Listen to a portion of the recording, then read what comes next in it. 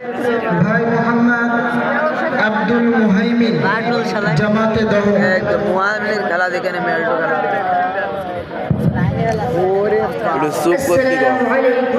soup করতে গাও সবাই সবাই সুপ বনেতে তোমারি নাম লিখে যায় সব